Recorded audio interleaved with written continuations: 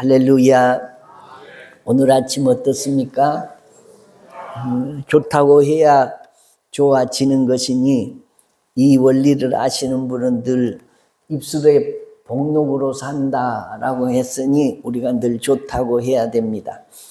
지정학적 갈등이 계속되고 있습니다. 전쟁을 몇 년째 치르고 있는 나라들이 있습니다. 또 전쟁을 하기 위해서 준비하고 일촉즉발인 나라들도 있습니다. 비참한 일입니다. 사람이 사람을 적군이라고 무차별로 죽입니다. 많이 죽이면 죽일수록 아군 입장에서는 구국 영웅이 됩니다. 수많은 사람들이 죽고 난민이 되고 하루하루 사람이 살아갈 수 없는 환경에서 두려움 속에서 전전긍긍하며 사는 나라들이 있습니다. 그래서 때때로 저는 그런 생각을 합니다. 밤에 잠자리에 들었는데 전쟁을 치르고 있는 나라, 하룻밤도 편히 잘 수 없고 두려움에 떨면서 사는 민족들이 세상에 많이 있는데, 그래 등 따뜻하게 방바닥에 대고 이렇게 잠잘 수 있는 것이 얼마나 감사하냐.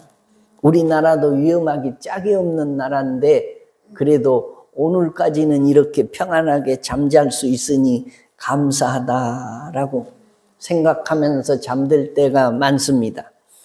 먹고 사는 문제가 심각합니다. 경제 전쟁도 참혹합니다.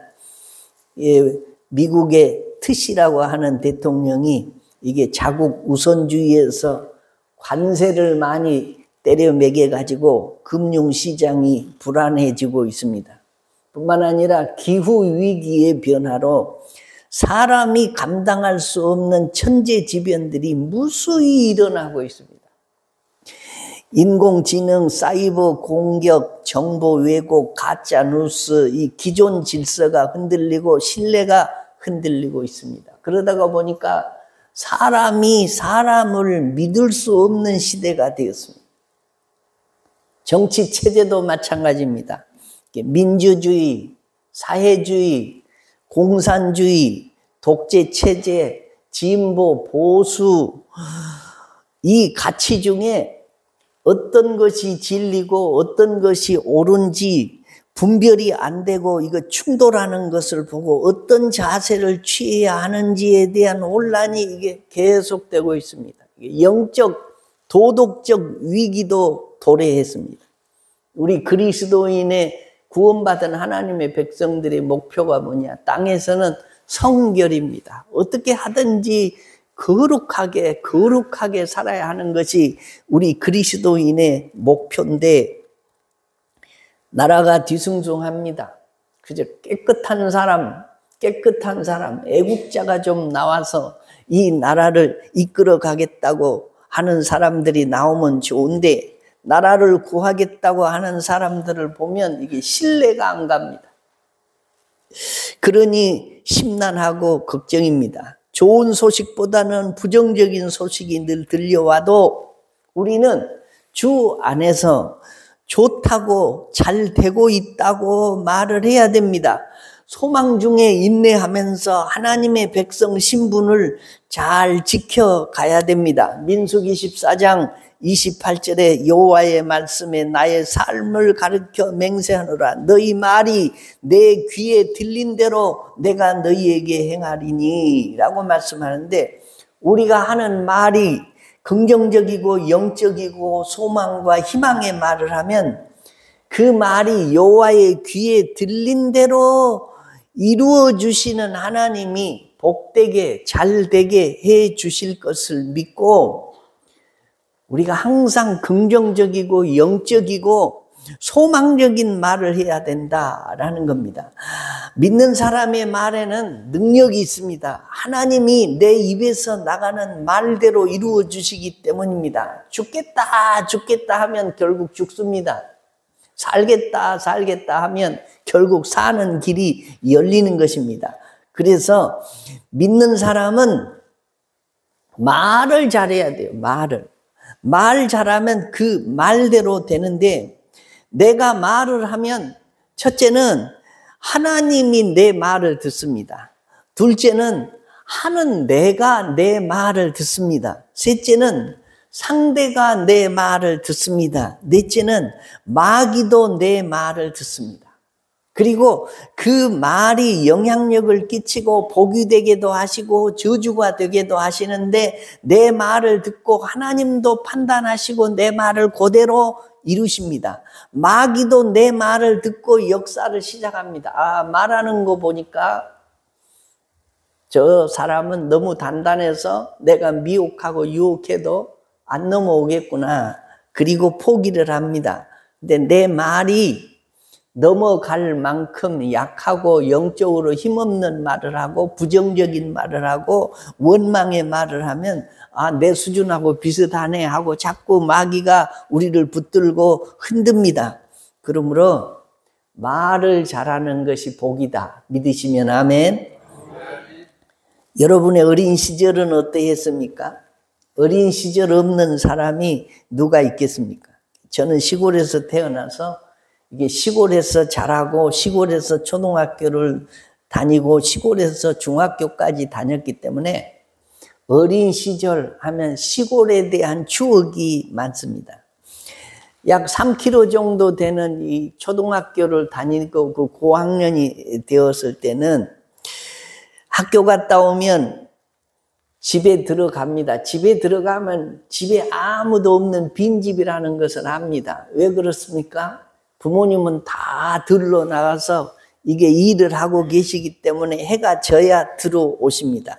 그럼에도 불구하고 혹시나 하고 책가방을 마루에 던지면서 엄마 집에 있어? 그리고 들어갑니다. 안 계십니다. 안 계신 줄 알고도 불러보는 것입니다.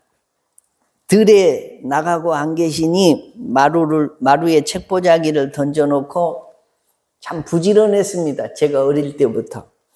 마당도 쓸고 방도 쓸고 닦고 그리고 소가 거기 이 허청에 매져 있으면 끌고 나가서 소도 뜯겨보기도 하고 돼지 밥도 주고 풀도 메고 마당에 널어놓은 고추도 해질녘 되면 부모가 시키지도 않았는데 조금 더 놔두면 이슬이 내려가지고 하루 종일 말렸던 고추가 다시 푸석푸석 축축해지니까 해가 지자마자 그것을 걷어들여야 됩니다.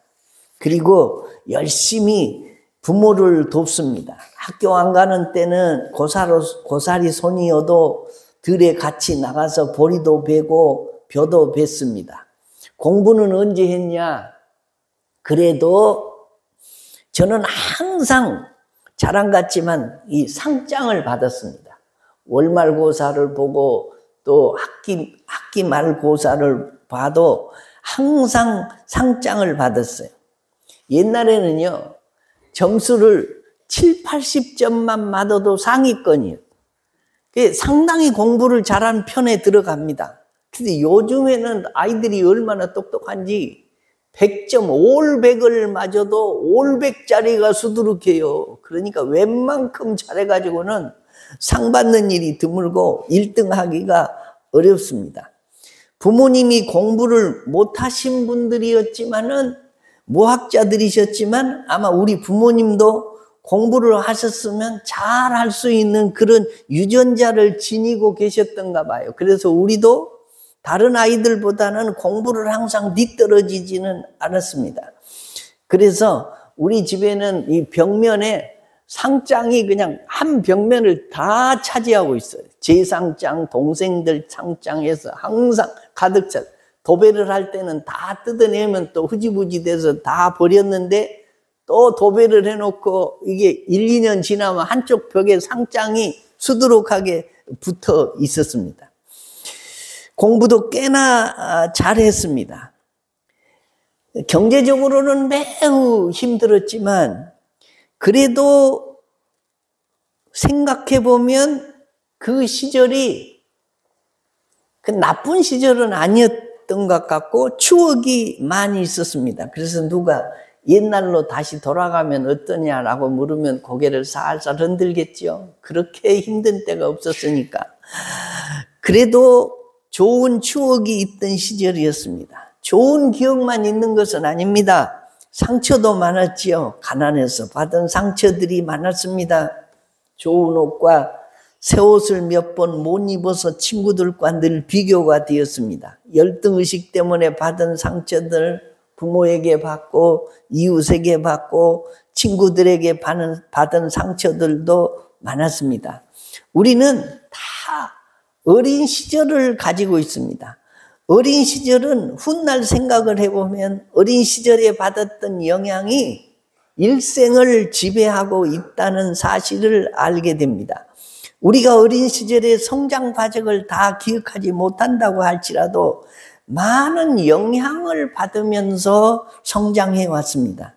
나에게 가장 큰 영향을 끼친 분들은 좋든 나쁘든 훌륭하든 훌륭하지 않든 많이 배우셨든 못 배우셨든 간에 아버지와 어머니입니다. 우리의 외모가 이 부모님과 비슷합니다. 성격이 비슷합니다. 체질이 비슷합니다. 목소리도 비슷하고 좋아하는 것도 비슷합니다. 영리한 것도 비슷하고 멍청한 것도 비슷합니다. 그래서 옛날 어른들이 왕대밭에 왕대 나고 신우대밭에 신우대 난다 그랬습니다. 저희 아버님이 60이 넘으시니까 겨울만 되면 양말을 많이 신었어요. 4컬레도 신고요, 5컬레도 신고 그랬습니다. 그리고 겨울에는 구두를 신어보신 적이 없어요. 왜요? 양말을 너무 많이 신으니까. 항상 털신을 신습니다.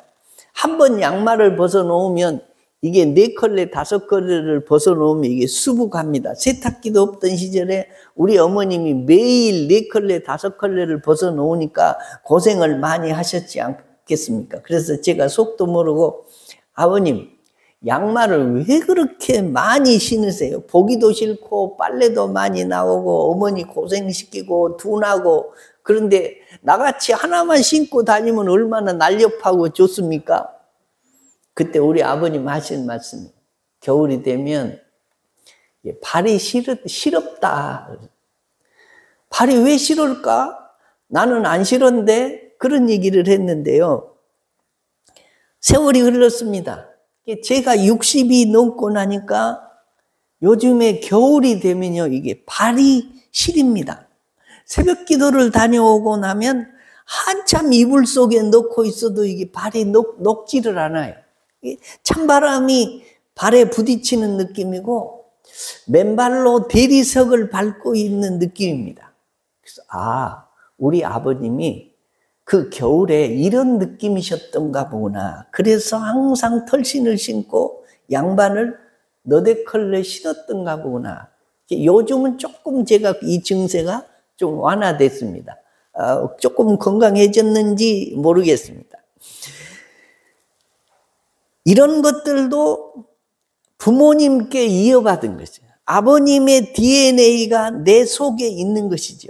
생활 습관도 그렇습니다. 우리 속에 흐르고 있는 혈통, 기질, 체질도 다 부모님으로부터 받은 것입니다. 부모님이 아니면 조부모나 외할머니나 외할아버지에게 있던 유전자의 답습이 계속되고 있는 것입니다. 그래서 딸의 미래를 보려면 어머니를 보라는 말이 있죠. 머리가 영특한 것도 닮습니다. 죄송하지만 미련한 것도 닮습니다. 공부를 못한다고 막 지어받기만 할 것이 아니라 내 속에 있던 기질들이 요 아이에게 그대로 답습되어져 내려가는 것입니다. 세월이 흘러 나이가 들어 느끼는 것은 아버지께서 했던 모습들이 나에게 있는 것을 보고 놀랄 때가 많이 있습니다. 여자들은 아이 키우는 방법이 임신하면 입덧하는 것까지 어머니를 닮고 음식 솜씨도 담고 근검 전략하는 정신, 소비 성향, 호불호도 다 담게 되어 있습니다. 영적인 것도 담습니다.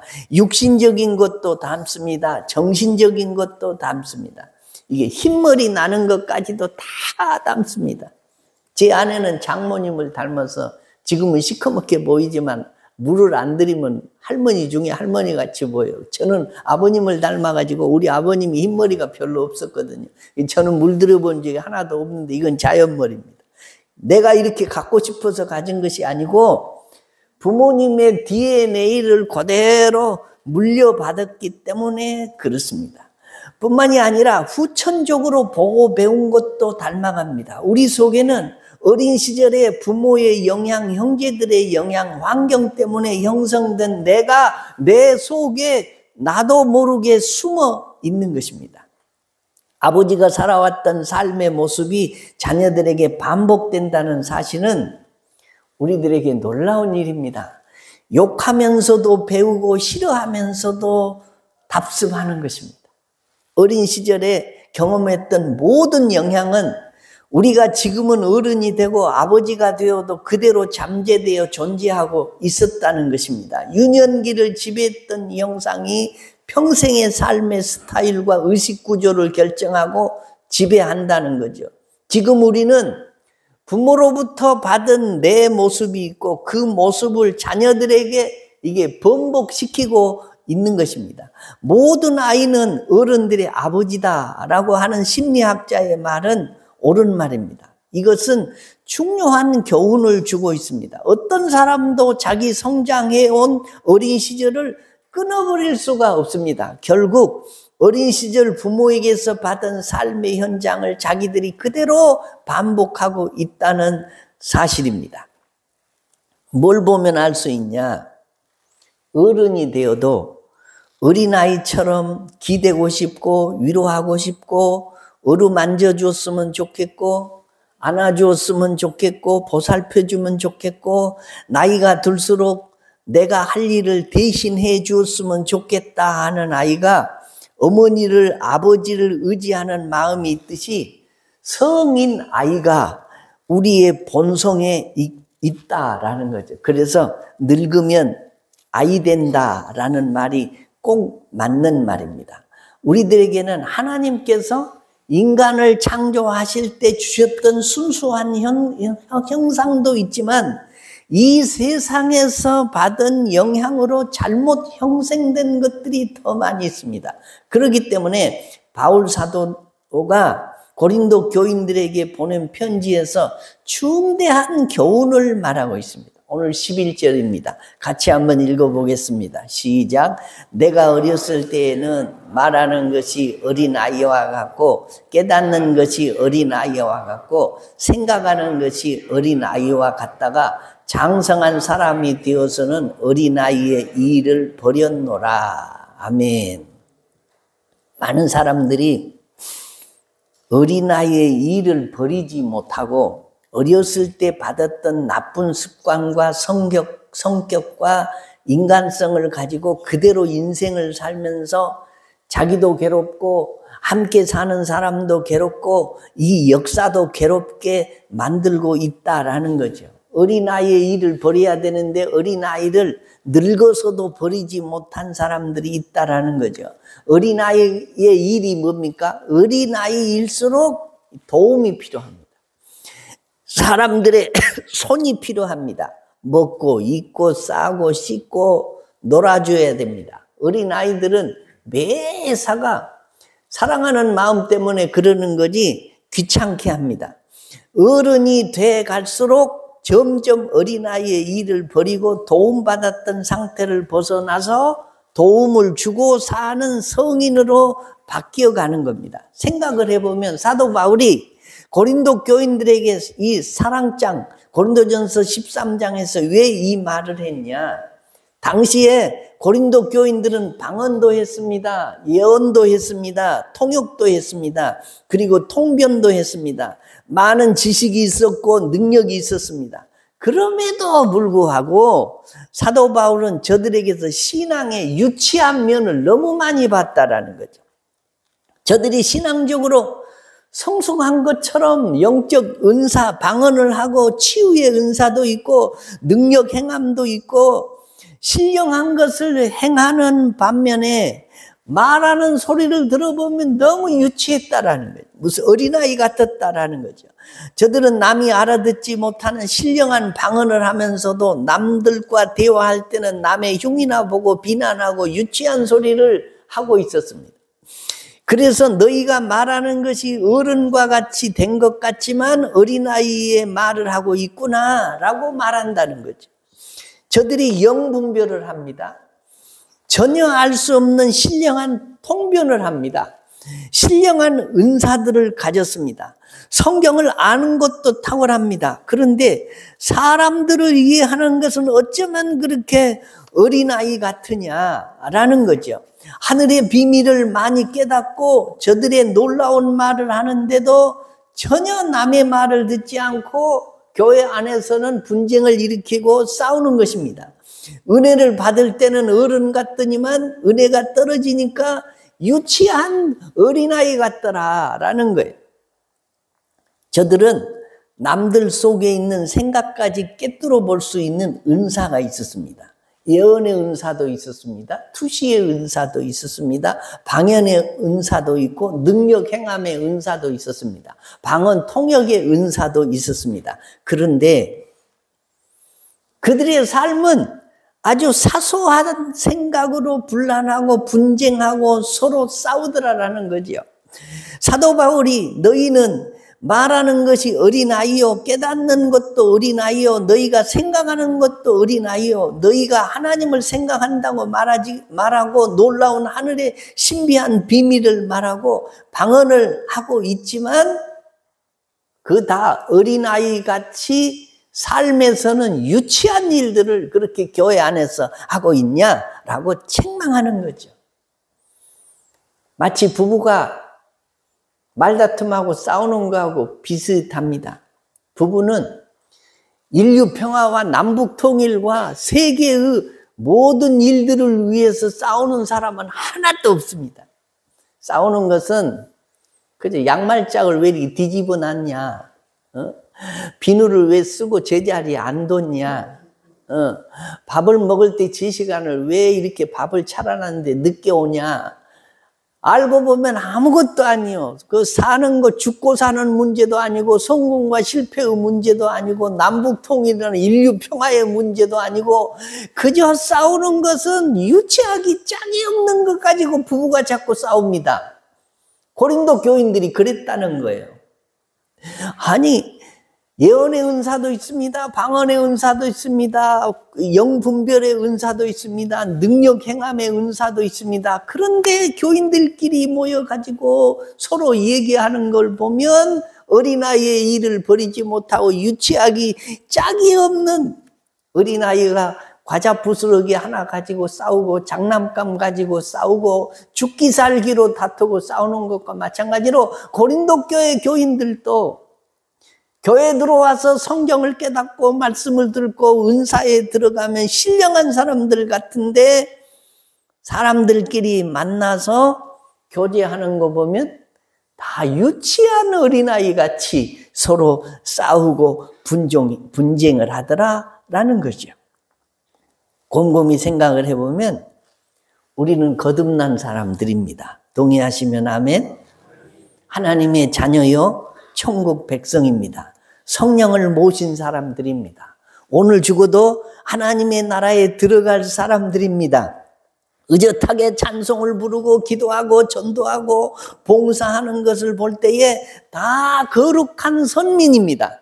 그런데 우리 속에는 전혀 변하지 않는 자, 거듭났다고 말하면서도 전혀 우리 속에 변하지 않는 어린아이가, 유치한 어린아이가 그대로 있다는 것입니다. 그래서 심리학자인 마실라이는 당신의 과거의 내적 아이라는 고전책을 썼는데 거기에서 그의 과거의 내적 아이는 가정에서 자주 드러난다고 합니다. 넥타이 매고 근사하게 앉아 있으면 누가 압니까? 그런데 자기만이 알고 있는 고쳐지지 않는 내적 어린아이의 존재가 우리 속에서 나도 모르게 때때로 드러난다는 것입니다. 예수님을 영접하고 성령의 능력으로 산다고 말하지만 마음의 상처와 과거의 내가 전혀 변하지 않고 있다는 사실을 우리는 종종 봅니다. 오늘 11절에 어린아이의 일을 버렸노라 라는 말의 헬라어는 카타르게오라는 말인데 완전히 내버렸다, 끊는다, 또는 묶어 놓는 것을 풀어 놓는다, 그런 뜻입니다. 어린 시절 일이 저절로 없어지는 거 아닙니다. 내가 자라서 성인이 되었기 때문에 어린아이의 일이 낙엽지듯이 없어지는 것 아닙니다. 이것은 끊임없는 노력과 은혜를 받아야만 됩니다. 그래야 내 속에 어린아이가 물러간다는 거죠. 성격은 하나님이 만든 것이 아니라 우리 자신의 작품입니다. 성격이 품격이 있는 사람이 있습니다. 반면에 성격이 품격이 전혀 없는 어린아이 같은 사람이 있습니다.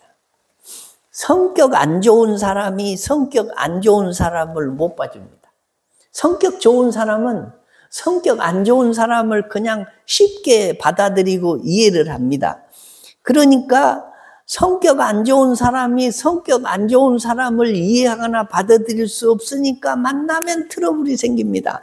그러면서 나는 성격이 못돼서 못 봐줘, 그렇게 말하는 거예요. 자기는 본래 성격이 못됐다고 자기 입으로 말하는 겁니다.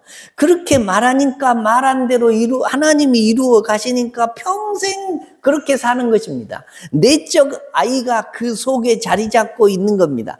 잘못된 성격은 자신의 책임입니다. 그리고 반드시 그것은 고쳐져야 됩니다. 하나님께서 각각 사람에게 주신 기질이 있습니다. 그래서 우리는 과거의 상처로 잘못된 성격, 부모들이 잘못 만들어준 성격, 자기가 어렸을 때 자라면서 잘못 형성된 성격, 이것은 은혜로 점점 고쳐가야 된다는 거죠. 그런데 그것을 모르고 살면서 내 성격은 본래 그래. 아닙니다. 본래는 아닙니다. 본래는 하나님이 우리를 좋은 성격, 순수한 하나님의 형상대로 우리가 지음을 받았다는 거죠. 곰곰이 생각을 해보면 각각 형성된 거의 모든 사람들의 성격에 고쳐야 할 부분들이 너무 많습니다. 이 속에 내재된 아이들, 자라지 못하고 변화되지 못한 아이들이 있다는 겁니다. 성인 아동을 왜 고쳐야 되냐? 어디서 성인 아이의 성격이 가장 많이 나타나느냐? 가정입니다. 가정의 행복을 위해서라도 우리 속에 있는 성인 아이를 성숙시켜야 된다라는 거죠. 제가 목사입니다. 성직자 아닙니까?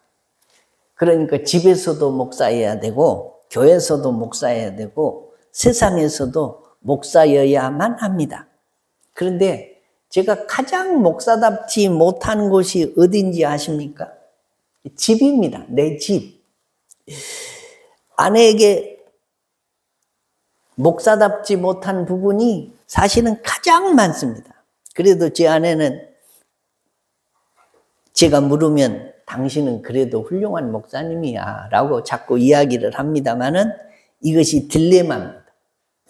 가장 목사다운 곳이 어디냐? 교회에서 내가 제일 목사다워요.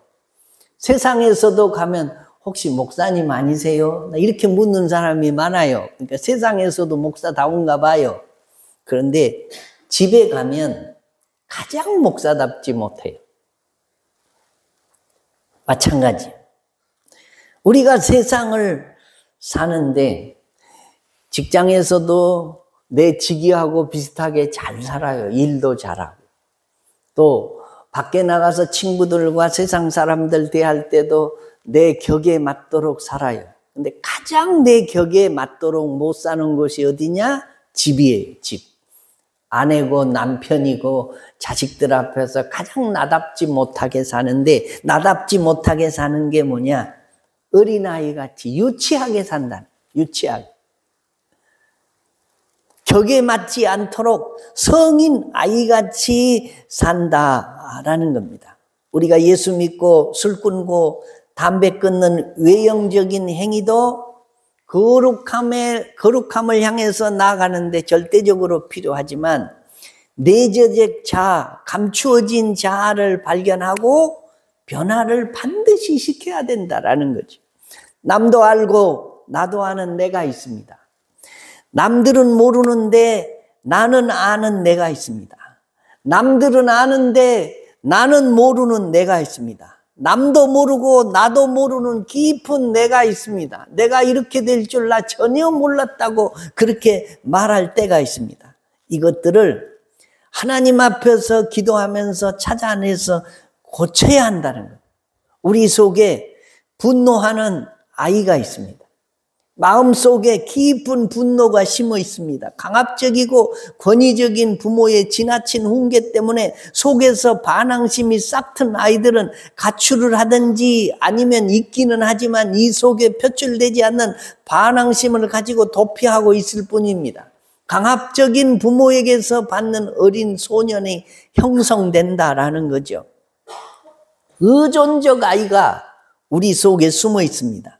어린 시절 부모의 지나친 과보호가 나약한 의존적 성격을 형성해 왔다는 것입니다. 막내 아들, 외아들, 외동딸 너무너무 보호해주고 지켜 세워주고 그러면 결국 이 소아병적인 아이에게서 벗어나지 못하고 어린아이를 성인이 된 다음에도 이게 버리지 못하고 일생을 그렇게 사는 사람들이 생길 수 있다는 거죠.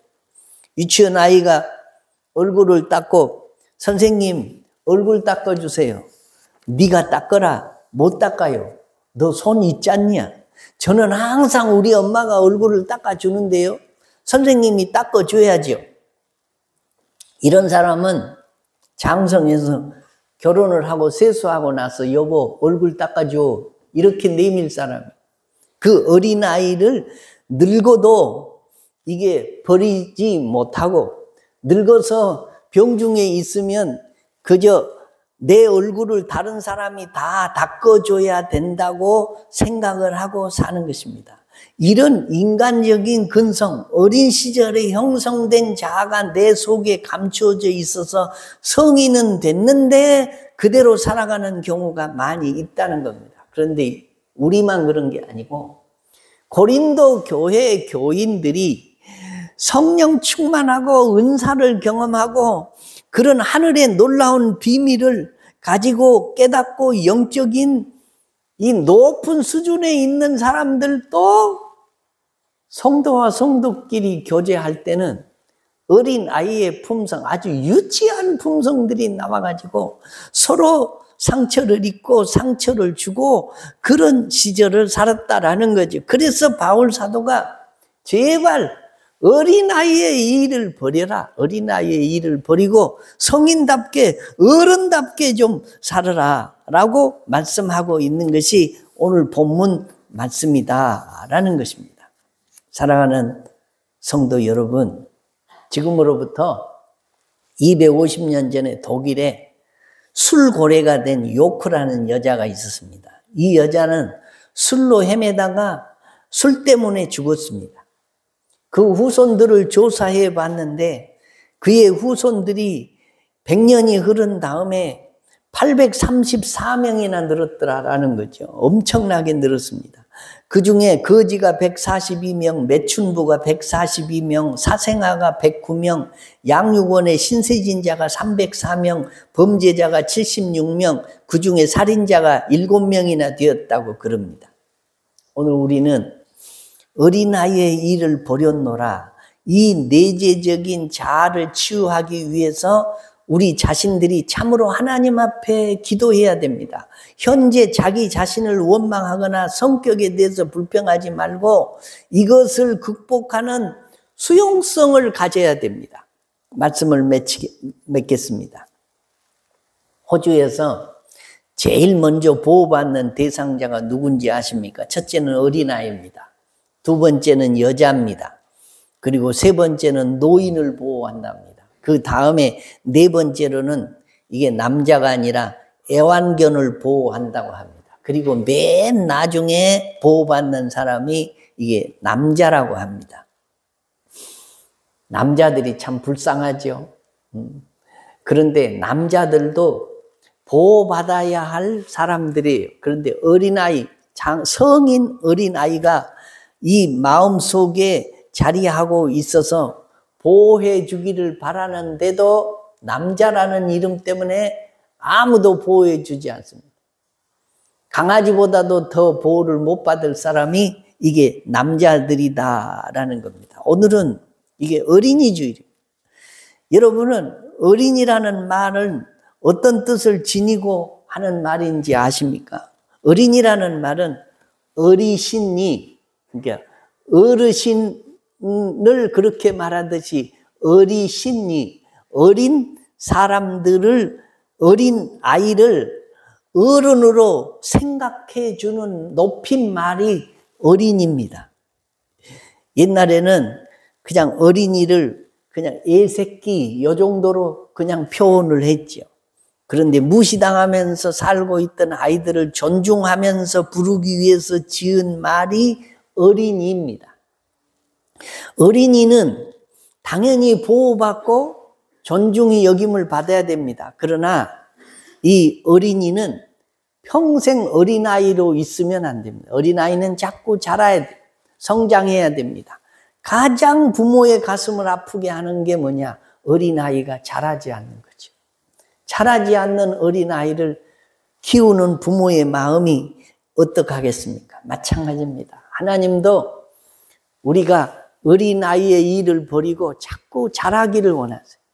성장해 가기를 원하신다라는 것입니다. 오늘 어린이 주일에 어린아이의 일을 버리고 성숙한 그리스도인으로 살아가는 신혼 식구들 되시기를 주의 이름으로 축원합니다. 우리